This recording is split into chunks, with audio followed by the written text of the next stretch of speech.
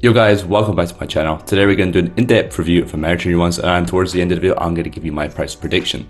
Just before we start this video, make sure you hit the subscribe button so a big giveaway of 500 subscribers, and we're probably going to host this giveaway over on my Twitter account, so I'm going to link it in the description below, so make sure you give it a follow so you do not miss out. Emerging Ones is shaping up to be one of the biggest NFT projects so far, having over 500,000 followers on Twitter. Now, although followers don't mean everything for NFT projects, it's definitely a healthy sign for it. Now, looking at the art, this is partially the reason why it blew up, as it really took advantage of the walking meta we saw a couple of months ago, first created by Invisible Friends, but also adds to it this really kind of cool, vibrant, colorful art we see here. Now, taking a look at the mint details behind this project, it's going to be an 8.8k collection, and the first half of the collection roughly is going to go on a whitelist sale at 0.2 Ethereum, and the second half is going to be a Dutch auction. Now, in case you don't know how this works, it's basically going to be 50% of the OpenSea floor, and it's going to be capped at 1.5 Ethereum. So that means if you manage to mint this project on the public sale, it basically means you're guaranteed a win.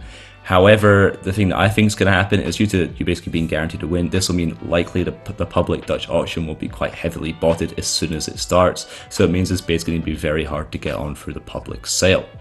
Now, one thing I do quite like, if you scroll on to into the further details, you can see here that are actually going to have 90% of the funds created from this original sale is going to be pumped straight back into the project to basically further develop it and the community behind it, and only 10% is going to go to pay the team, partners, and staff. And also you can see here it's only going to have 5% royalties, which is quite low to quite a lot of other projects. So it just shows to me that they're really trying to kind of build this long-term project and a brand for the long term rather than just a cash grab. Taking a look at the roadmap behind the project, the first thing they really plan to do is hire more people to their team. Now, this is something I like to see, as it really shows they are thinking long term instead of short term, which is a good thing for NFT projects.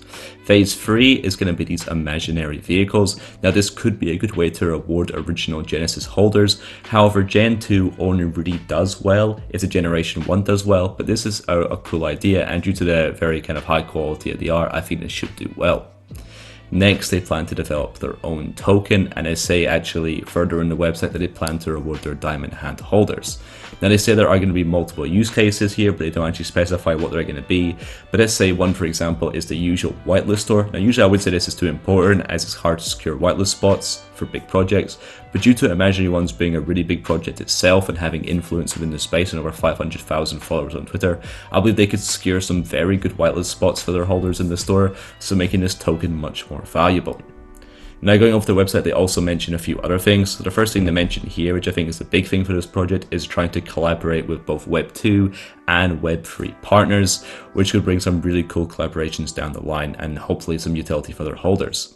They also plan to create some tools and platforms to bring more utility to their holders, and also an imaginary fund to basically try and fund some really cool and creative ideas within the community. And finally, they plan to produce some toys and also apparel in the future. Now, just a quick note on the apparel, I wasn't the biggest fan of it. In my opinion, it doesn't really suit their kind of vibrant, cool, unique brand they're really trying to create here, but this is only really a minor point. So overall, I was reasonably impressed by the roadmap. However, there is one thing I'd like to say, and that you can see here, they are saying over a lot of them that they, are imagining. These are things that are kind of quite far down the pipeline. They're really focused on building their team, and then they will most likely execute on some of these large roadmap points. So I do believe that they will actually take a little bit to execute this roadmap, and this isn't a problem, but in my opinion, this will actually affect the floor price in the short term. So now taking a look at the team behind this project, because a roadmap isn't really important unless the team behind it is very effective, and if I'm honest, I'm very impressed by the team. So these are some of the main members here, and you can see here they all linked their LinkedIn profiles, so they're all fully doxed. So taking a look at the first person they mentioned here, Clement, who I believe is one of the main art producers behind this project, you can see his LinkedIn profile over here. He is also the co-founder of Offset and Offio.